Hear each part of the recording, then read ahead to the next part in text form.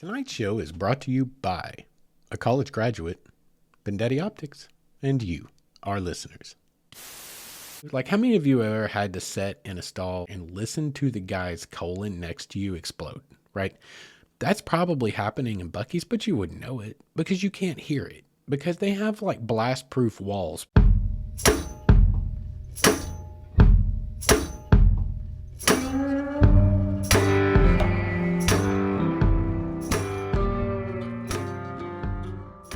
What is up, all of you wayward souls, and welcome back to the Wayward Stories podcast. Wayward Stories is the podcast where we tell the tales of our adventures and our wanderings and our wonderings.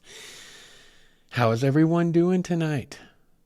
We are back in the studio. It's been a month and a half, 2 months. You know how we've been these last couple of, last year here or so, maybe a little longer.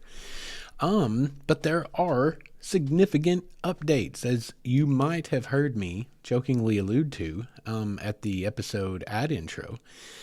I'm done with school, y'all. We are done. I don't think I was done the last time we recorded. I think I was almost done. Maybe I was done. I don't know. I can't. My brain doesn't brain anymore. That's what college will do to you. But I am done. I did finish with a 4.0, summa cum laude, or Lada, as they say. I don't know. See, I don't even know how to pronounce that. So what did college really teach me? I don't really know. But I'm done. And so we're working on getting back into some kind of a normal flow of life. But see, now, got a whole different set of circumstances to deal with. Now, I can no longer rely on student loans to help, be that little shot in the arm to keep me going, because we live in a capitalist pig society. And now I got to figure out how to pay back these loans and get a job in an area that hates culture, history, and basically education in general. So that's going to be interesting. So life is still stressful. So who knows if our production will pick back up immediately. Right now, got a lot of stuff going on, a lot of cool stuff. I just interviewed for the Wild and Woolly Ozarks podcast just a few nights ago with Champ Heron, which is a pretty cool little podcast you guys need to go check out, especially if you're interested in Ozarks history. And he wanted to talk to me because I've got this program coming up on Ozark Mountain folk magic or witchcraft at the Fort Smith Museum of History here in Fort Smith and the Boston Mountain Heritage Society up in Mountainburg. This promises to be a good time. I've been super shocked by the response, how many people are interested in this from not just in Arkansas, but all over the dang place that want it Facebook live streamed. So if you guys live in Arkansas, you should come down to Fort Smith next Thursday, October 9th. It will be actually pretty quick after this podcast drops. But if you miss that and you want to catch the encore presentation, I will be in Mountainburg at the Boston Mountain Heritage Society on October 18th at 6 p.m., which is a Saturday night and might be easier for some of you to make. It'd be super cool if someone who listens to this show came out. I'd love to meet you guys. And I promise you it's going to be a fascinating talk. Come across some stuff that no one else has actually. Well, Champ, Wild and Woolly Ozarks, he saw the link previously, and he's the only other person I've come across that's like, hey, is this what you're seeing? And I was like, yo, don't tell anyone yet. We got to scoop it, right? We got to scoop it for these folks that are being so kind as to let me come talk.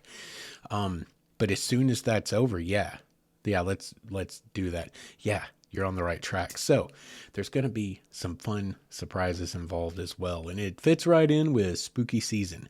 So that's been going on, and that has kept me very engaged because, listen, y'all, when you're going to present to like a lot of people, you want to be really sure about your sources, which I say that. I know some people out there that are talking about stuff similar to this, don't have a damn clue what they're talking about. They just say what they want. Well, shoot, watch the news. Just say what you want and people are going to buy it, at least half the population. They're not going to source you. They're not going to check you. But I think it's important to be sourced and fact checked. So I want to make sure my information is legitimate, sourceable, citable, double checkable. And so it's been a rabbit hole, and the further I've gone down the rabbit hole, the broader it's gotten. It's been crazy. So that's taken a lot of time. And as soon as this month is over, I know my brain space is going to come back, maybe a little bit more to normal.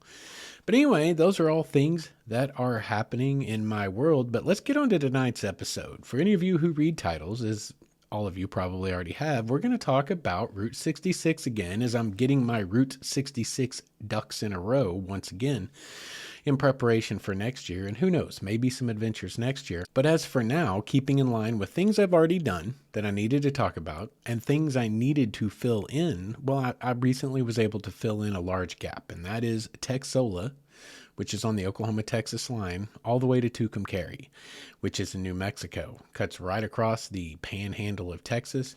And so I got the opportunity to do that about a month and a half ago. It was my child's birthday. And I asked her, how would you like to take a road trip to explore some of the locations that were the inspiration for the movie Cars out on Route 66? And she was like, yeah, that sounds pretty cool. And then I was like, also, we can go to Buc-ee's because there's a Buc-ee's in Amarillo. Also, you'll get to add 2 new states to your list of states you visited. And she was like, I'm in. And so that's exactly what we did. And before we get on into that directly, I do want to do a short recap of Elk City to Texola, because I realized after listening to the last episode a couple of times when I was finished with it, I really gave Western Oklahoma short shrift. Because if you'll remember, we were pushing into a long episode. I thought I could do Tulsa to OKC, and I thought, well, if there's not quite enough there, we'll go on to Texola. And that's what we decided to do, but I was also getting tired, and podcasting, sitting in this booth, always gives me a headache. My sinuses start to dry out, and I get a little tired towards the end of our hour and a half that we're talking. And I realized that I kind of gave it short shrift. So a really quick recap. I want to reiterate, just skip Oklahoma City. Like, I did further research after the last episode just to like double check myself. Just skip Oklahoma City. There's nothing in Oklahoma City that's Route 66. There's like 6 different alignments. I mean, if you're a hardcore junkie wanting to do this, do the research, drive all 4 or 5 of the different alignments. But what I'm telling you is what you're going to find on all 4 or 5 of those different alignments are less than 20-year-old buildings for the most part. And it's really complex. It's really complicated. Oklahoma City traffic's a nightmare. There's nothing there to really see. And I the reason I say this with confidence is because I found other commentators on this that were like, yeah, the city took over. Urbanization took over. There's nothing really left to see. So find the easiest route around Oklahoma City and pick back up at, what was it, the Overholser Bridge? The Overholser Bridge, pick back up there. From Edmond, find your way around OKC and pick back up at the Overholser Bridge, and you've done your due diligence. You've done the best you could do. From the Overholser Bridge onto Texola, the main things I want to say in this short little recap, and there's not a whole lot to say, is it's turning out this is one of the better unbroken legs of 66 on original 66 alignment. You get into New Mexico, there's large portions that are basically just covered by Interstate 40. The only way to drive it is to drive Interstate 40. Same goes for Arizona. The same goes for Interstate 44 in Missouri. This is basically the western edge of Oklahoma City all the way to Texola, and possibly you could say onto Glen Rio across the Texas Panhandle, are some of the best or most unbroken, longest stretches of unbroken bits of 66 that you can drive on. So give it that credit. Also, you've moved into a new eco region. You know, you come through Illinois, you're going through a lot of fields, a lot of the Mississippi River kind of lowlands. You come into St. Louis and you're in the Ozarks, and you drive it through essentially the Ozarks all the way until you get to damn near Tulsa, where you're into the foothills of the Ozarks. Then you go from Tulsa to OKC, but you're still in kind of the foothills in the green country. And once you get past Oklahoma City, you start to hit that prairie plain. Take the time to enjoy that. I know for some people it's like, oh, this is boring. It's the prairie plains. There's nothing but like grass and stuff. Well, grass can be cool. It really can. And those plains can be beautiful, especially at sunset. As my daughter and I found out, as we made the trip out to Elk City was our first stop, and we were going to take on the rest of the adventure starting the next morning. we were driving on the west side of OKC out towards Elk City right at sunset, and it was freaking gorgeous. I mean, it got her to put her iPad down, y'all. Come on, right? The clouds were beautiful. There's almost an atmospheric effect. I mean, out on the prairie, sunsets on the prairies are a different animal. They're a whole different ball game. They're absolutely gorgeous, especially if there's any kind of good broken cloud cover in the sky. Super beautiful. So take the time to enjoy these unbroken stretches of totally drivable at like 55 mile an hour Route 66 through western Oklahoma. Elk City, the biggest thing I want to say is I really gave short shrift to the National Museum. Okay, we talked about the Oklahoma Museum of Route 66 Museum. I kind of gave short shrift to the National Museum, which is in Elk City. It's gorgeous. Listen, it's sort of like a theatrical experience. You need to stop and go in. They have this huge, complex. I do think I mentioned that with all these different aspects. You can see farming history. You can see like this old community of a sort that these buildings have been brought in. They have a whole complex to explore. But the Route 66 Museum itself, you can sit in the butt end of a pink Cadillac in a tiny little drive-in movie theater recreation and watch clips from a film that's congruent from the time. There's like a fireman's pole you can go down in a section that has an old fire truck. It's very interactive, it's very theatrical, and it's an absolutely gorgeous museum. It is the National Museum for Route 66 in the United States. Every state has their own state museum. This is the National Museum. It is a must stop, and I apologize to all you folks out in Elk City who listened to the last podcast and were like, yo, you kind of breezed right by us. We're the real deal. We're the big deal out here, and they are the big deal. So definitely check that out. And from Elk City all the way to Texola, you're going to go through Sayre and you're going to go through Eric. And both of those, the whole trip from there on out is on original alignment Route 66. And that's sort of uncommon on the bigger part of 66. So definitely give that a shot. When you get to Texola, check out the one-room jail, do all those things. So let's pick back up from Texola moving forward. Well, and first let me say this. I want you guys to understand these episodes that I've done on 66, some of them are like 66 was a part of kind of another episode and I retitled it, not to be deceptive or anything. It's just like, I'm not going to go back and record a whole episode over something I did 3 years ago. That it's best when the memories are fresh. I think the Albuquerque to Petrified Forest one came across kind of like that. It's not to be that way. It's just because that's the greatest draw. That's what's going to get people's attention. And these episodes are not intended to be like the be all end all instructive guide for how to drive 66. This is really important. For one thing, 66 means different things to different people. For me, as a cultural anthropologist, as someone who sees the world through that lens, I'm seeing it from like multiple different angles. I'm looking at it from the nostalgia point of view, what we understand as Americans, the nostalgia point of view, but I'm also seeing it from the historical point of view and the, way back to like we talked about the Grapes of Wrath a few episodes back about this. But also the perspective of after railroads, this was like a whole nother influx of an even more invasive species of modern technology that was encroaching upon lands we had already stolen and misappropriated and reappropriated and put people back onto. And it was just a further dissolution of a way of life of the people that were the original inhabitants of the land. So there's like multiple angles that I'm seeing it from. There's multiple angles you guys can see it from, and I can't cover them all.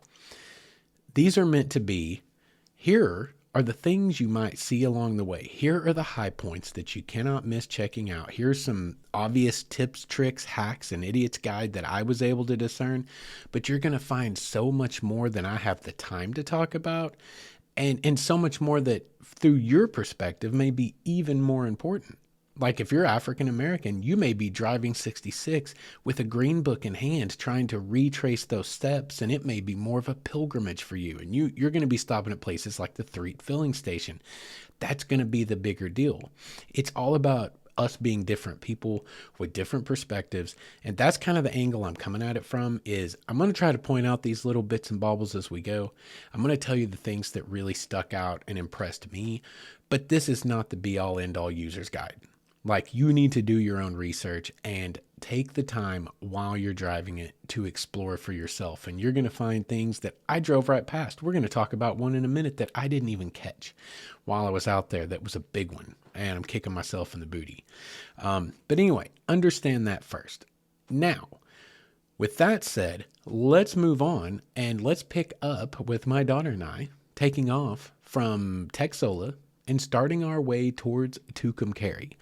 First things first, basically from Amarillo to Glen Rio, which is the entire, or not Amarillo. Yeah, that's correct. From Texola to Amarillo, you've got a lot of good unbroken stretch of Route 66. From Amarillo onto Glen Rio, you're mostly on service roads, essentially the road that runs right next to the interstate. For local people to drive to catch all the cross, farm roads and all of those things. But that's okay. And we're going to talk about that some when we get on the other side of Amarillo. But from Texola to Tucumcari, starting now. So Texola to Shamrock. Shamrock is the first thing that's of any real significance you're going to hit when you start across the Texas Panhandle from Texola. What's important about Shamrock is it's where the U-drop in and the Tower Station are located. Both very, very prominent images from the movie Cars. And that's one of the first things we were after to see, my daughter and I. Unfortunately, we started really early and they weren't open yet, even though it was a Saturday on Route 66. We were there at like 8:30 or 9 a.m. They didn't open till 10. That doesn't make any sense, but did get some pictures of it. We did get to walk around it, explore it with nobody else there. We didn't get to go inside. We didn't get to go in and buy any tchotchkes, but it was really, really cool. And I will say this too. It was actually kind of a crappy, cloudy morning with a lot of mist in the air. The pictures weren't great. It was not the greatest vibe. And that's road tripping, right? Like, you're out there and you're at the mercy of nature. You're at the mercy of road construction. You're at the mercy of a lot of things. And sometimes you strike out. You drop in for us was sort of a strikeout, but we still got to see it. We still got to photograph it. We still got to sit there and walk around together and explore it and talk about it and talk about where it was in the movie. It was still a good experience, but it's very iconic. It's a beautiful building, and had the sun been out, I promise you I would have had a killer picture of it, because it was early in the morning. We would have had that kind of early morning golden hour. Very iconic site, and I did some research on it. It looks like a fun place to stop and check out when they're open. So you guys keep that in mind, that they don't open till 10 on Saturdays, apparently. Anyway, you drop in. That was one of the big ones. From there, moving on, you're going to go through McLean, Texas. You're going to go through Allen Reed. And you're going to come across a little town called Groom. And there's not much of note in those places, except for you're still driving Route 66. And you're going to see little vestiges, like always, the things you need to be keeping your eyes open for. Abandoned buildings, abandoned structures. Ooh, look at that sign. And maybe the building's gone, but the sign's still there. And it's half rotted into the ground and part of it's missing, but it's got that iconic flair to it, that 66 flair. That's a lot of the fun, especially for you Urbex, Rurex people, anyone who's a history nerd. You got to keep your eyes open for that stuff, because you're going to see it along the way. But there was nothing of great significance that I even was able to put into my travel journal here for McLean or Allen Reed. But when you get to Groom, you do come across what is the Leaning Tower of Texas. I didn't do my research on this. It's just an old water tower, one of the old metal water towers that existed in every town, that was built sometime probably in the early 1900s. But it's not attached to a water system, so it's not mounted into the ground. And I don't know if I didn't do my research. I don't know if that's purposeful for the attraction's sake, or if someone just set it there 50 years ago and it's still there, but it's leaning heavily. And so they call it the Leaning Tower of Texas. And it's a great photo opportunity. A lot of people, if you get on Instagram and do your hashtags or TikTok and your hashtag Leaning Tower of Texas, you'll find lots and lots of people stop and get their pictures of it. It's pretty neat to see. After that, though, you're coming into Amarillo.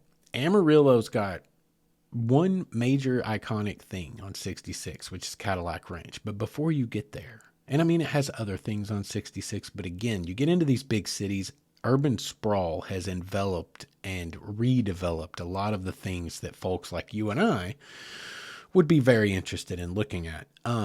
And Cadillac Ranch is still there, but we're going to get there. First things first is before you get to Cadillac Ranch, there's a Buc-ee's.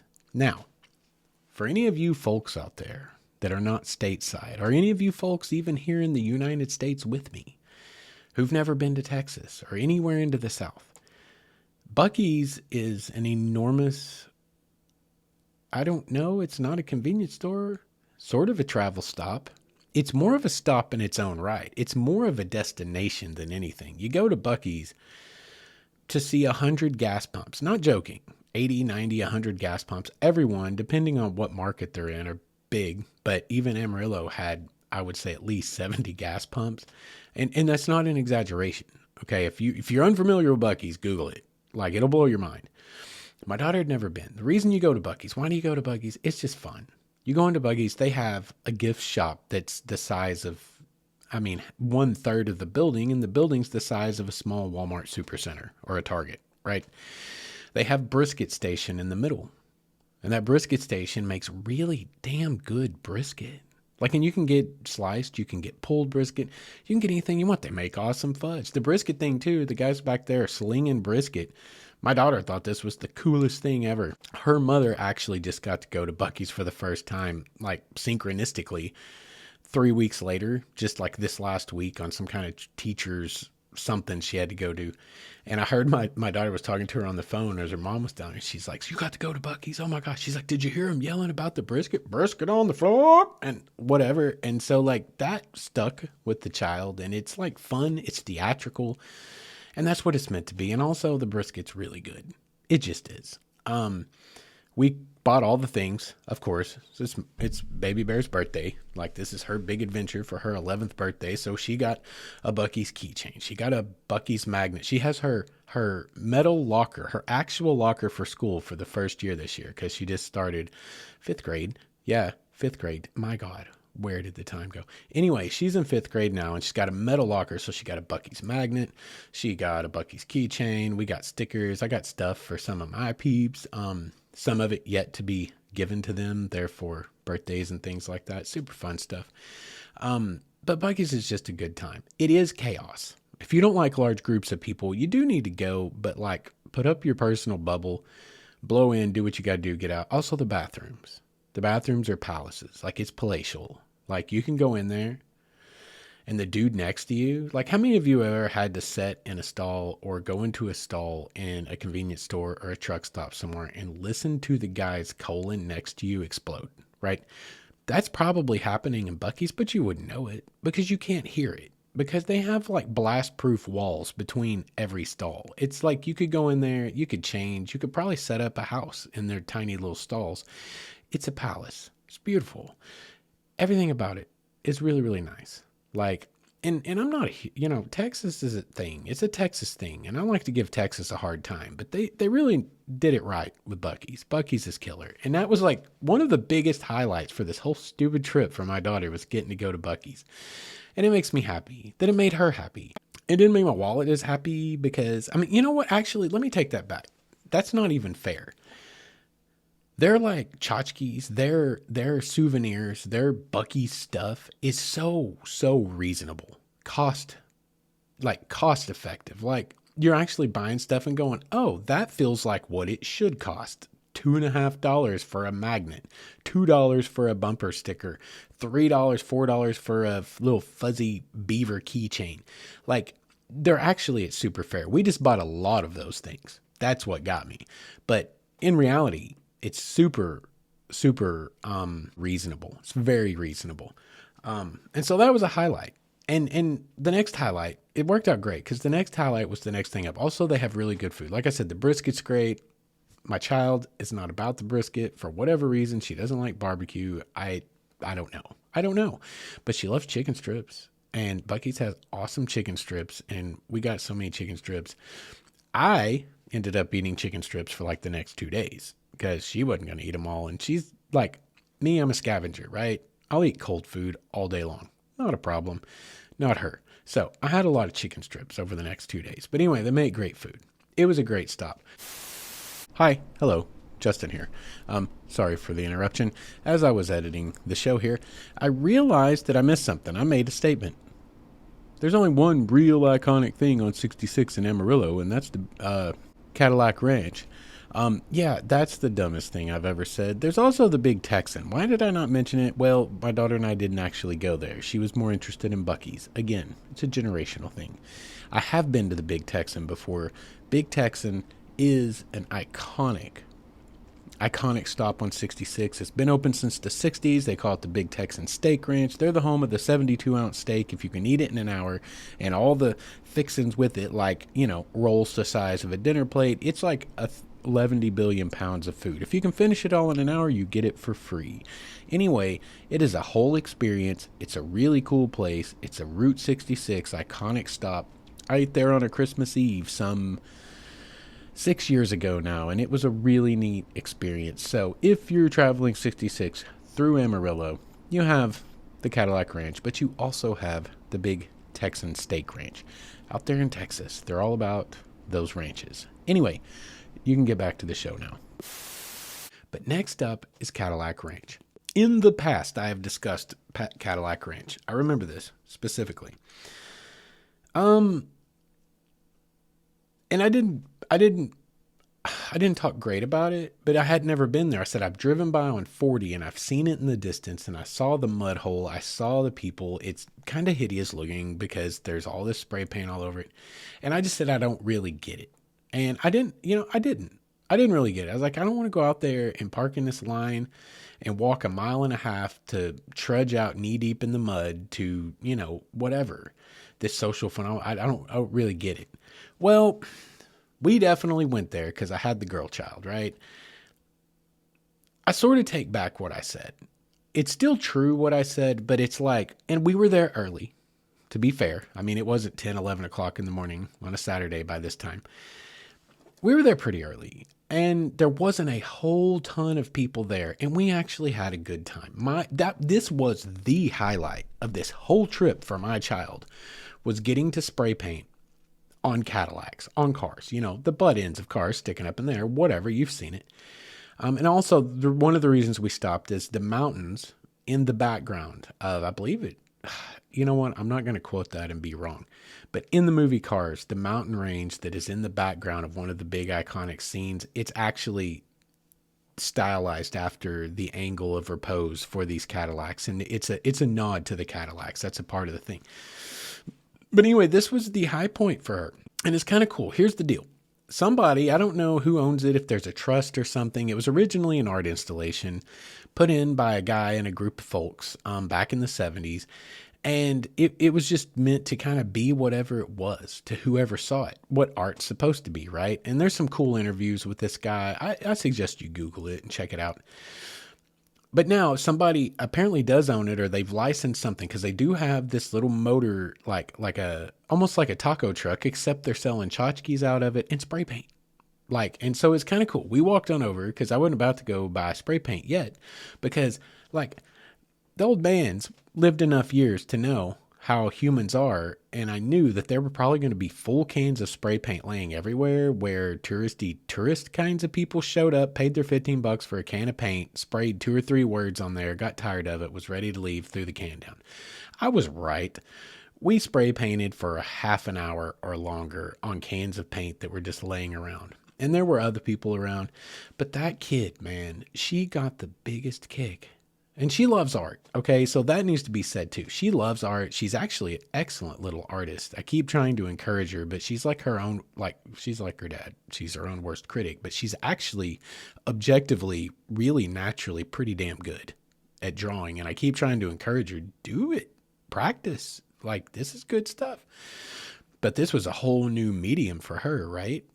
Spray paint and cars, and she had a blast. And one of my favorite pictures of her that I've ever taken, that I have, and it was just, the lighting was right, everything was right, the angle was right. I took a bunch of pictures, but this one came through, and the sun was kind of glowing in her hair. She's got this long kind of strawberry blondish hair, and it was like glowing in her hair, and she's spray painting this big, beautiful purple heart on the side of one of these Cadillacs. And to me, in the picture, it's in silhouette. It's just, it's a beautiful picture.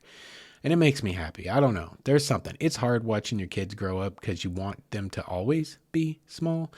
But at the same time, watching them become their own little adults and get their own little attitudes and their own little ways of thinking and their worldviews, and just doing things like her, getting the biggest kick out of spray painting on these cars, which part of it probably is you don't get to spray paint on a car all the time. And these don't hardly look like cars anymore, but it doesn't matter. This is like public defacement of property.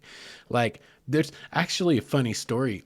I was walking around spray painting stuff. She was walking around spray painting stuff. And then this guy walks by, and his son is like, the guy's spray painting and his son's over there. And he looks at me, he's like, Dad, he's like, where'd you learn to spray paint like that? And his dad started laughing, and I started laughing, and I said, man, these kids don't even know, do they? They're looking at the OG taggers. Like, all we're short is a couple of skateboards and some Jinkos, and they wouldn't even know what hit them.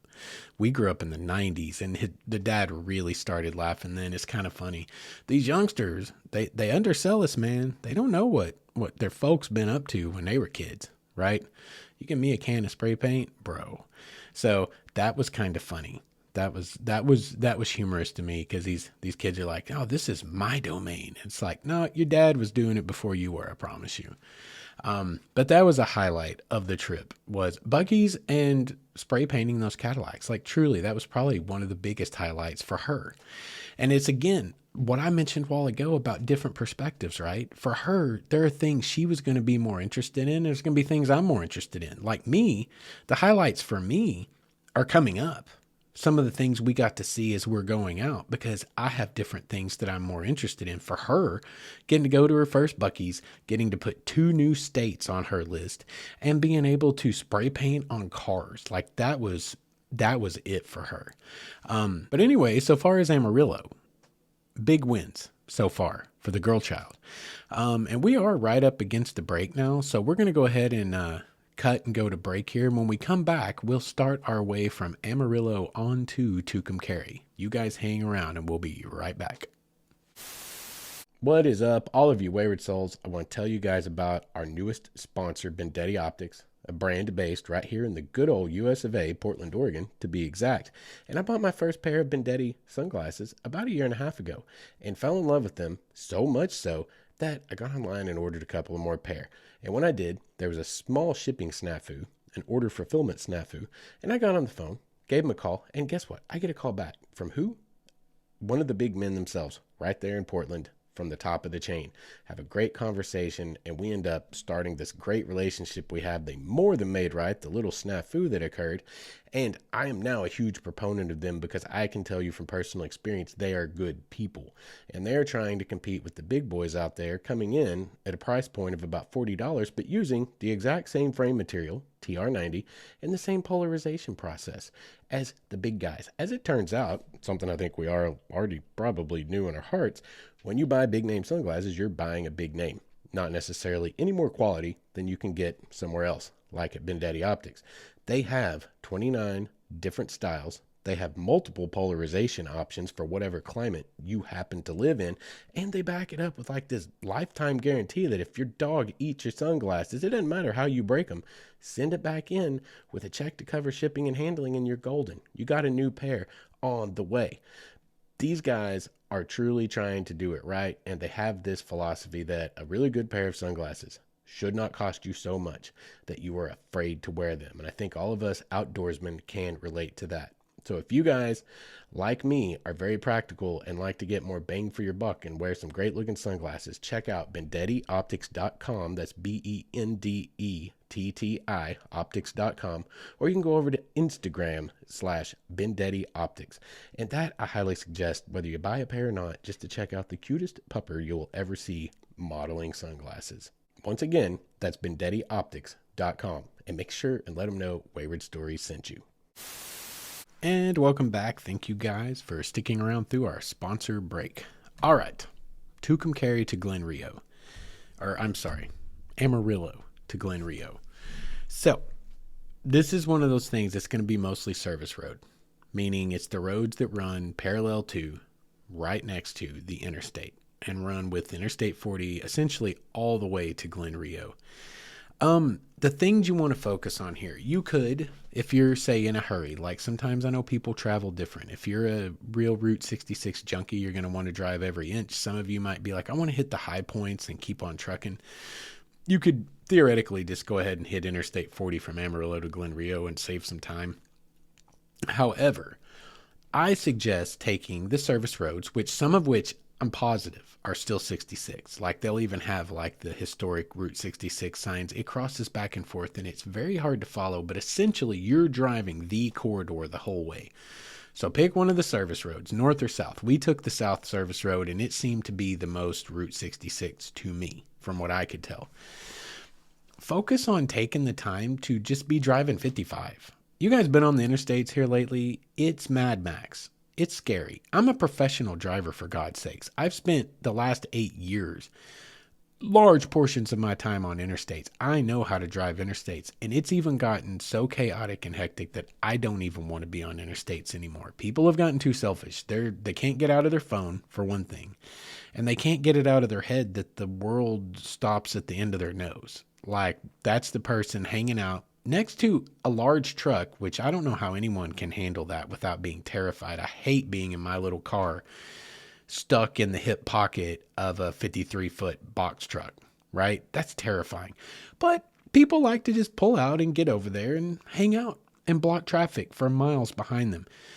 The interstates have gotten really tough to drive because people are really self-absorbed and not paying attention.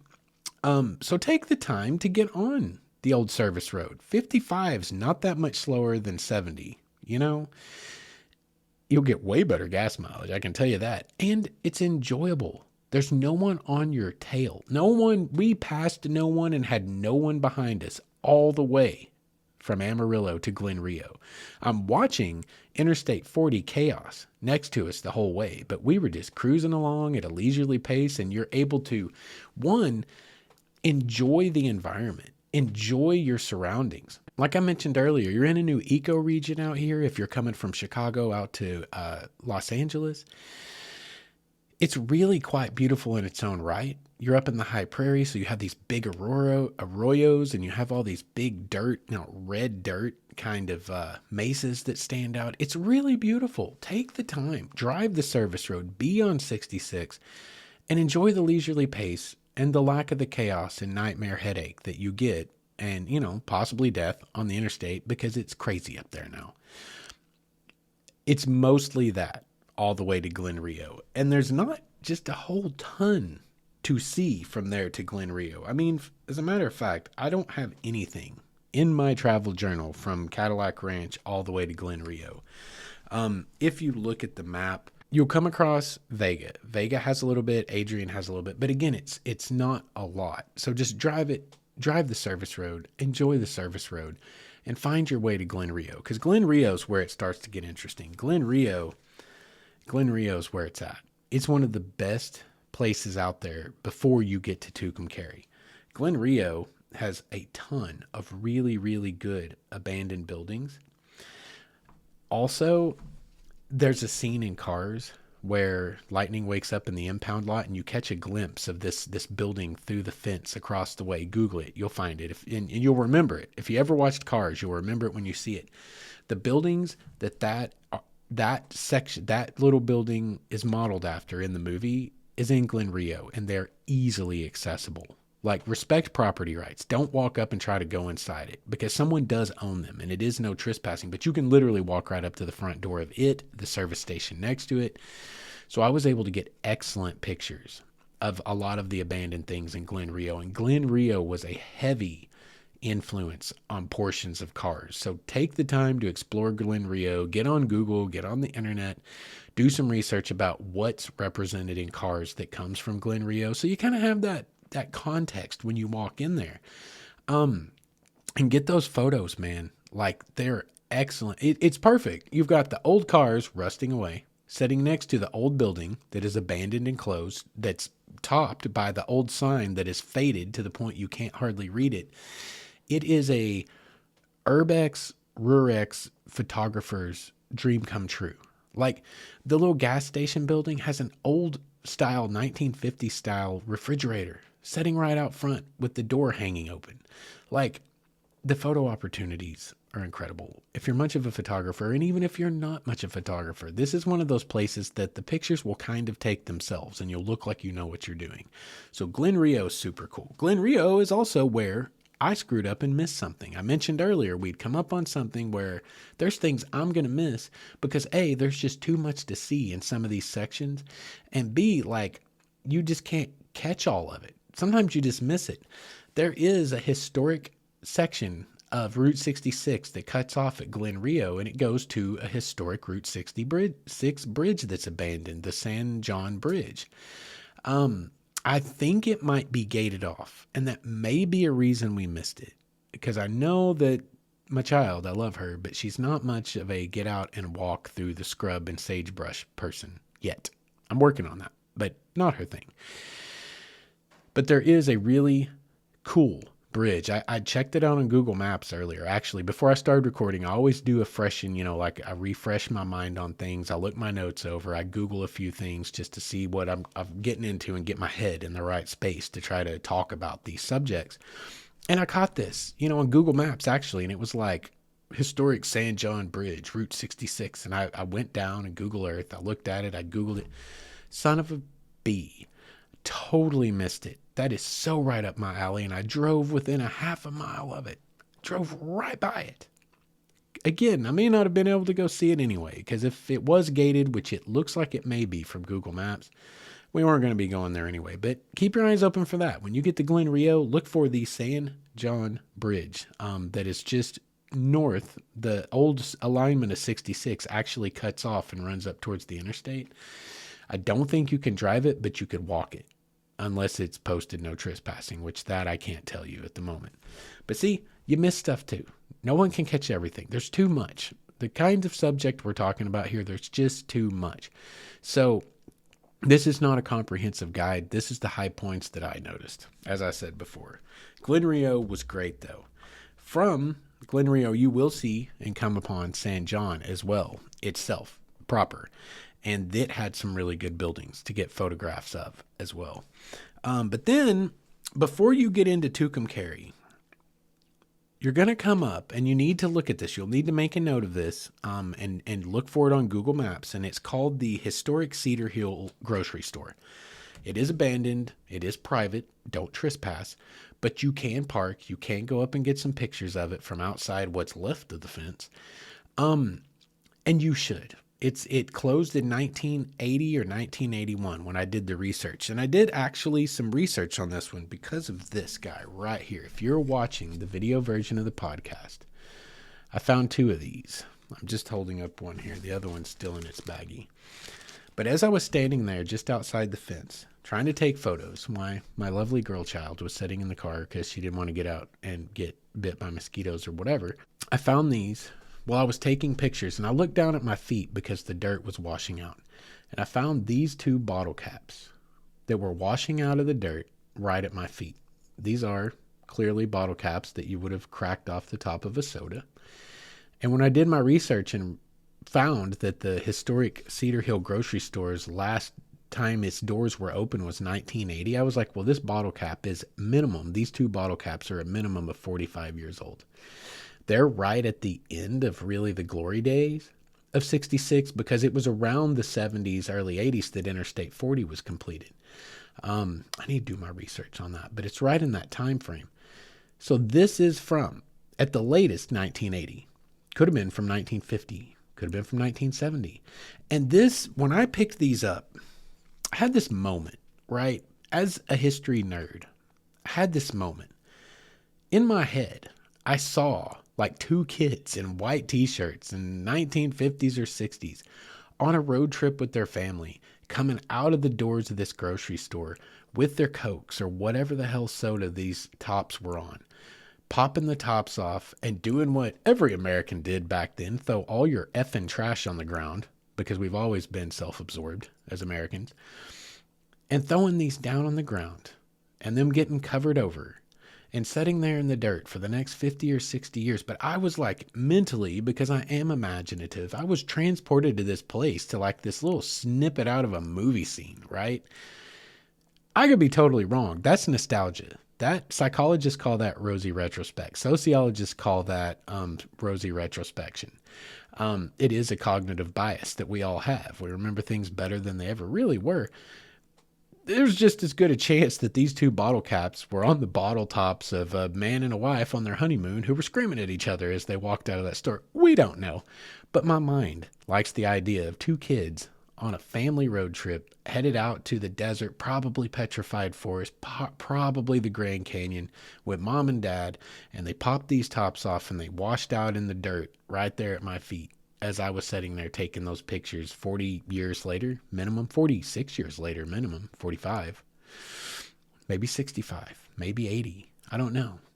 I do know that this is a neat artifact. And I picked both of these little guys up because they were washing into the ditch to wash down and be gone forever. And I put them in a little bag and I made my little card to keep them. And yeah, these little things like this, every little thing like this has a story to tell. We're ever only going to be able to imagine maybe what that story is sometimes, like I did. But it has a story. And it's probably somewhere along the lines of that imaginative one that I conjured up. And that's cool. This is a connection to a very specific period in the past and a very specific archetypal idea, the family road trip, which really only occurred, again, we've mentioned it before, starting in the late 40s through the 80s or 90s in this format in America. But it's neat. It's a special time in American history on a lot of levels for some people. And this is a connection to it. And I love that. I love that. So keep your eyes open for all these little things. Like you'll never know what you're going to run across when you're out there exploring. And that is Historic Cedar Hill Grocery Store. Keep an eye open for it when you're doing your research to drive this section. From there, we had an interesting little synchronicity. I got to tell you guys this one. This one's fun. This probably saved our trip. We probably would have had a pretty crap trip had things gone the way this could have.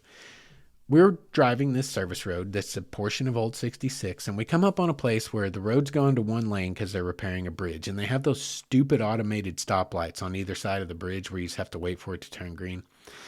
And we pull up to it, and we sit there, and we sit there, and we sit there, and we sit there for probably 6 or 7 minutes. I was like, something's not right here. This should be turning. No one's even past us.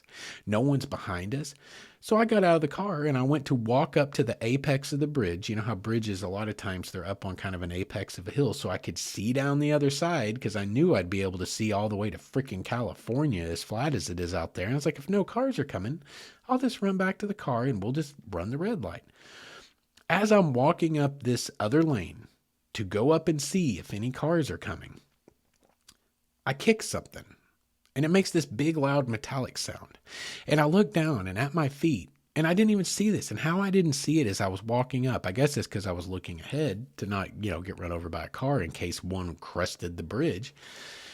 I had kicked an enormous bolt up out of the driving lane that we were about to drive in, that stoplight had been frozen and kept us from driving. And this bolt was big enough to do two different things. One, easily puncture our tire and completely destroy it and put us on whatever the hell is in Clementine. I've not been rich enough. I'm one of those people that's like, after I get a car, the first thing I do is get a full-size spare and replace the stupid donut. Haven't been rich enough to do that this time around, so I'm assuming there's a donut in the back of Clementine. And we'd have been on a donut somewhere in New Mexico, almost to Tucumcari. That would have sucked. And it would have been a $400 tire when we finally got to a town somewhere. Or B, worse, we could have kicked it up and hit the oil pan and, locked up a motor if it dropped oil pressure before I was able to notice it. I just think it's really interesting that stoplight was frozen and would not change to the point that I had to get out and walk up the hill in order to see if we could go, which we could, by the way. There wasn't a car all the way to Arizona as far as I could see down that service road. But had I not got out and walked up that service road, I would have not seen that bolt. I didn't even see it when I was walking over it. There's no way I would have seen it driving over it. And I just think it's interesting that stoplight froze. And that stoplight freezing probably kept us from having a much worse trip. And I just thought that was, I mean, it made it into my travel journal. Okay. It was a thing to me. It was a thing to me. So anyway, after that, it's Tucumcari tonight, baby. That is a famous quotation. It's been on signs outside of Tucumcari all the way since the days of yore when 66 was a thing originally. Tucumcari tonight. They boasted having the most hotels in one place, the most rooms available, and Tucumcari is absolutely a must stop. It should be a destination point for you. If you're traveling 66 through New Mexico, Tucumcari should be a destination stop. Like maybe do what we did. Stay the night there in one of the famous hotels that are still there and still in business and spend the day exploring because they have more buildings, more curio shops, more abandoned buildings, more things to see than so many other places. Tucumcari was a big deal in Route 66 days, and now that Route 66 is seeing a resurgence with nostalgia tourism, it's just as big a deal, and they've got all the goods. Okay.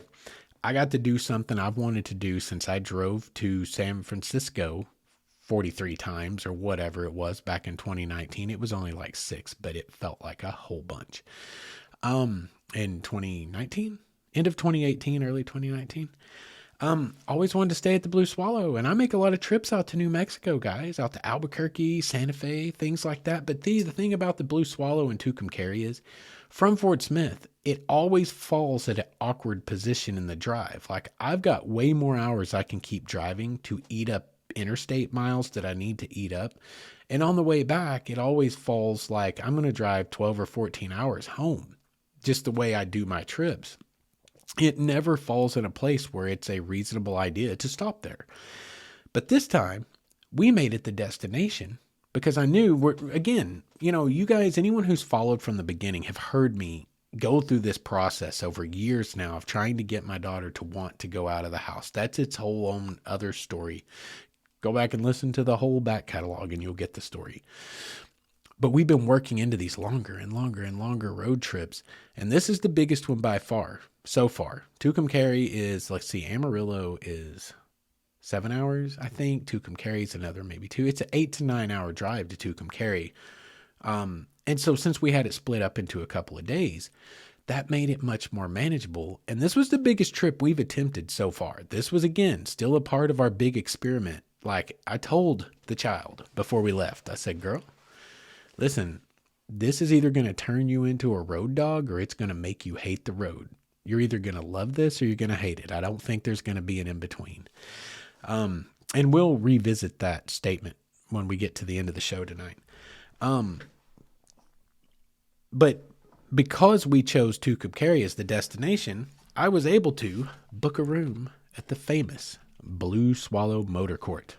I think they've got it now as the Blue Swallow Motel, but on their sign, there's a place where it says Blue Swallow Motor Court. This is classic 66. Their neon signs are beautiful. Go over to Wayward Son, Instagram.com/WaywardSon119 if you want to see my pictures from that adventure, or check it out on TikTok as well. It's set to music. It's more entertaining to watch. And you can do that by just going to our website, waywardstories.com, because all those links are on the landing page. But the Blue Swallow is beautiful.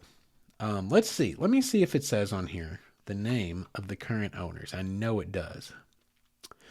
Super friendly people, Rob and Dawn. I don't believe it has their last name here, but listen, that guy was a cool guy. They live right there on premises. They got the best watch security puppy in the world named Marshall. They said he's a big English lab. I made a crack. I was like, oh, this puppy, he doesn't miss any meals, does he? And he was like, he is not fat. He is an English lab. They are bigger than their American counterparts. And I was like, perfect. Marshall was awesome. Marshall was also a high point for my daughter. Okay, so we got Buc-ee's, we got Cadillac Ranch, and we got Marshall. These are all high points for her. And she actually, of all things, surprising to me, loved the Blue Swallow. Guys, it's period. It's period. The bathroom is period. Like, it's beautiful, it's clean, it's updated, but it's period. From, I believe, the 40s is what he said. Let me see. Let me just read it to you. The Blue Swallow Motel was built in 1939 and has been restored to the highest standards. It's a Route 66 landmark beloved by travelers worldwide for its authentic period character and charm and old-fashioned hospitality. The Blue Swallow is a popular stopover for groups including car and motorcycle clubs. Your hosts, Rob and Don, invite you to experience a neon night to remember on historic Route 66. There are several aspects of the Blue Swallow that informed the design of scenes within cars. So you need to, for example, in cars, what's one of the big things that goes on? They're lamenting the fact that the town's been passed by, and in the distance you can see the cars flying by on the interstate, right? That's a part of Cars. Well, that was inspired by the folks at Pixar staying at the Blue Swallow on their exploratory trip to look for inspiration for this movie and seeing, because there is a certain irony in that. Route 66 was murdered by the interstate. And from the Blue Swallow, a beautiful hotel, a beautiful classic, like an icon on 66, nearly died. Like so many other places died. And from Route 66, standing right out in front of the Blue Swallow, you can see the interstate and the thousands of cars zipping past. You can literally see what killed Route 66 in the distance. And that's what inspired that scene in Cars. So the Blue Swallow, listen, again, go over to my Instagram, go to the website, check out the photos I've got up. The Blue Swallow, I highly recommend. Incredibly reasonable. We stayed there on a Saturday night. In the summer, at the end of August, during peak tourist season for $145. Y'all, you can't stay. Listen, that's for a tourist attraction, iconic type of place, an original one. That's a steal. Like, I would have expected to have had to pay $300 or $400 for that, just because premium, right? Supply and demand. This is the place on 66. It's one of the places nationally on 66, and I stayed there for like $145. I think that it was under $150. That's a steal. And the hospitality is great. Rob and Don, like, I talked to him at length twice while we were out there. Extremely knowledgeable about 66, extremely knowledgeable about the Blue Swallow. You can tell it's their passion. There's a lot of folks buying stuff up out there on 66 and basically choosing their quote unquote retirement there. They're living out their lives, living out a dream, running some kind of a shop, some kind of a motel, some kind of a restaurant on a piece of iconic American nostalgia.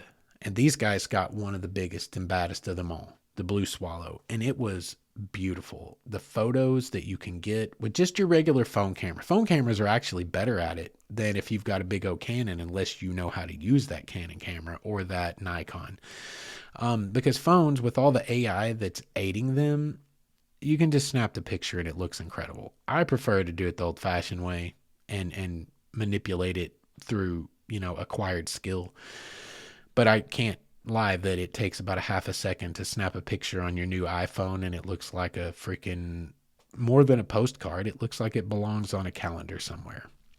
Beautiful place for pictures. Tucumcari itself, full of iconic things to take photographs of. The Palomino Hotel, beautiful to take a picture of. Where did we eat? Del Rio, Del's Restaurant, super famous, iconic 66 stop. That's where we had dinner at. The food was great. They have a great little gift shop too. Like, lots of fun tchotchkes, man. Lapel pins, the stickers, like they're living it up. They're living up the 66 dream out there. The TP Curios, one of the tchotchke shops. Guys, that place is chock full, and we came away with some really cool stuff out of there. And that's one thing my daughter and I both mentioned. She had like an allocation of money, because I'm trying to teach her to start understanding, money and how it works, and that you have to budget things. So she has an allocation of money. And so she had some reference for this. She's like, Dad, all these things are super cheap. Like, they're so affordable. Yeah, they were. Like, I'm telling you guys, you get into, like, say, touristy Arkansas now, because that's what we do. Our chief export, meth and chickens, and now it's tourism. You go up there and find a sticker at someone's shop. It's like $9 for a damn sticker. Out there, they're $1.50. Like, she got this cool little, like, I forget what it's called, but it's a indigenous style of a clay pipe type of flute. She got it for like $6 or $7. No, it's not original, of course. I wouldn't let her buy it if it was, because that would be horrifying. That would be like, you know, cultural appropriation type of stuff. But it's a recreation by a local artist, indigenous artist, and it actually plays like a little flute. She got that for like $5 or $6. We got all these little things that were fun little memories, little keepsakes to bring back. And we walked out of that store, both of us together combined, having spent less than $20 in total. It's apparently out there a really, really economical little road trip, little adventure. Like, I was very happy with how little I had to spend on souvenirs. And even the food was reasonable. Even dinner was reasonable. And we had a great dinner. I had chicken fried steak. Even though I was in New Mexico and I typically try to eat something with the chili on it, I was like, it sounds good. And it was good. It was great. Like, I judge most places based on their chicken fried steak and white gravy, right? It was really good. She had her chicken strips and she approved. So the food at Dell's was good. Dell's is, again, a famous stop on 66 and it's still in operation today. Something you need to check out. Other things in Tucumcari that you can explore before we wrap up the show tonight. Other things in Tucumcari that you can explore are this place called Art City. I don't know what to make of this because I researched it to try to figure out what to make of it. And here's what I came away with. North of Tucumcari, there's a little section of land, a few acres, that someone's built a lot of really wild, large, modern art type of installations. There's an entire like beast made of recycled tires, like about to consume a child. Like, it's that kind of stuff. There's lots of ticks and there's lots of chiggers and there's lots of red ants. It's in a field. It's dirty mud hole. It feels like if people had been making large art installations at Burning Man or Woodstock. This is the vibe I've got. I think what happened, as best I can tell, and I did some research. I saw a few things. None of it really, really told me what was up, except that it is about art. It is about drawing that style of person to Tucumcari, you know, in art. And not by like the city itself, but by artist, and give a place for like this kind of free expression in art. And it's just really fascinating. I think it cost like $11 or something, or 11.11. Oh yeah, because it was a synchronous number. I think they did that on purpose. It was like $11.11 for a ticket or something, and you bought it online through a QR code to walk in. And it's mostly abandoned. I think there might have been some people still living out there. I don't know how many years ago it was created. A lot of stuff was faded. It was sort of weirdly post-apocalyptic in a really interesting way. But I get the vibe that what it was an artist collective of people, had a great idea, came together, did some kind of Woodstock style camp in for a week or two or three or something, and built all these crazy installations, did all these major things. I mean, guys, there's like structural steel out there built into quasi buildings. It was a big thing. Whatever they did and were doing, seems like it was probably a really cool thing. And for folks that are inclined to that kind of art, that kind of communalism, that's cool, man. I bet they had a blast. And me in a different life, me 10 years from now, I'd have probably gone out there and spent the whole time and just watched them do what they were doing, even though I'm not that kind of artist, just because I could have appreciated this subculture, this American subculture, right? Doing what they're doing. And I think I would have fit right in because the hippie inside of me grows every day. I'm telling you. Guys, I drove up Highway 23, the Pig Trail here in Arkansas today, this morning. I went exploring for something I may talk about another time or not. It was kind of a flop. But I found myself in a traffic jam on a state highway in the sticks in Arkansas, surrounded by Louisiana plates and Texas plates and Georgia plates and Missouri plates and Oklahoma plates. Tourism has destroyed the charm of what the Ozarks once were. It was beautiful to go up there and have some quiet, be, a little bit out in the sticks, go out and enjoy. It's for some people, I guess it's great. And you know what? To each their own. But for me, I don't have any interest in ever going back. I'll just keep kicking it down in the Ouachitas where no one's figured out. And maybe no one's figured it out because no one wants to go there because there's no one selling them frappes from taco trucks in the middle of the woods. I don't know. But it's not for me. The hippie in me grows every day and misses when the wilderness was still sort of the wilderness. So anyway, I can totally vibe with whatever these people were doing at this art city, even though that's not necessarily my scene. I can totally see what they were into, and it's pretty fascinating. And my child loved it. This was a sort of high point for her too. She got to take pictures, and she was getting all artsy fartsy herself using my camera, and so that was fun. We had fun with that. So check out Art City if you're very much interested in the strange and somewhat esoteric world of freestanding modern art in the middle of a field in the vast deserts of New Mexico. It's pretty cool. It's a pretty cool thing to check out. And also there's the Masonlands Dinosaur Museum right there in Tucumcari. And my child loves natural history. She loves dinosaurs. She loves paleontology. She loves all that stuff. So that was cool too. That is something else, and something we did not get to do that I would have loved to have done, but this was her birthday trip. So we did the things she was most interested in. But there is apparently a very, very cool railroad museum in Tucumcari. Tucumcari, I mean, it's right out there off Interstate 40, off of Route 66. Listen, the transcons that were going up back in the 1900s, like the Rock Island rolled out that way, the Atchison, Topeka, and Santa Fe, the Burlington Northern, I guess it's BNSF now, Burlington Northern and Santa Fe, the merger of two of those big railroads. They still have active tracks in town, but there's a really big, or a really cool looking railroad museum in Tucumcari that I didn't get to explore, but it looked like a lot of fun. So there's plenty to do. And photography, if you're into 66, if you're into photography, the whole freaking strip through Tucumcari is filled with still open businesses who have beautiful neon, and also old abandoned businesses for the Rurex and the Urbex in you. Tucumcari is a great stop for 66. And that was essentially our trip, guys. Like, that brings me to the end of our trip and my notes and everything I need to talk about. So, Texola to Tucumcari. You know, have a pretty good overview. And really, we even kind of covered from Elk City on. So Elk City all the way to Amarillo, you've got a lot of good unbroken stretches of Route 66 and the National Route 66 Museum, which is a theatrical interactive experience.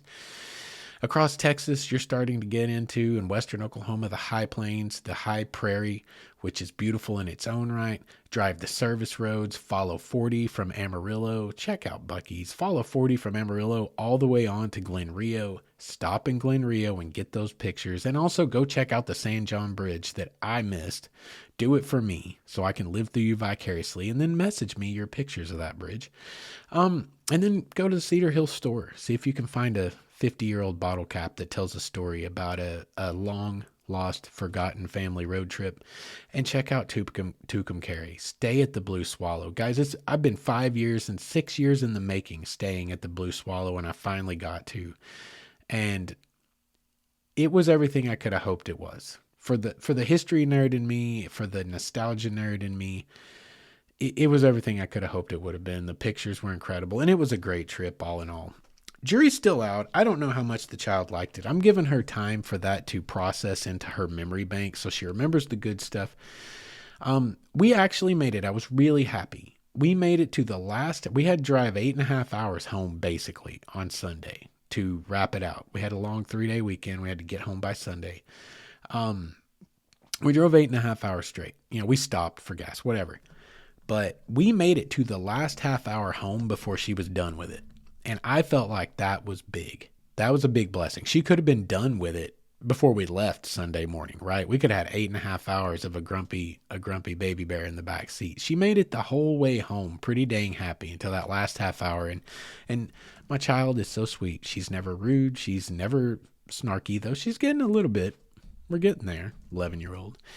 But she's always kind and caring. And so she just gets quiet, and then I feel terrible because I'm dad and I love her and I want her to be happy the whole dang time, which I know I can't control, but that's what I want. But we made it to the last half hour before I could tell that she was over it and she was done. And I think that's a pretty good win. We were 2.5 days on the road, 8 hours on the way back in, and we made it to that last half hour before she was through with it. I think that was a win. So we'll see, big picture, if, like I said, we'd revisit this. We'll see big picture if it turned her into a road dog or if it broke her. We'll find out. Give it a few months and we'll find out how she feels about it. But all in all, she loved it. She's still raving about Buc-ee's. She's still proud of her Buc-ee keychain. She still talks about spray painting on those Cadillacs. So all in all, it was a victory for Dad.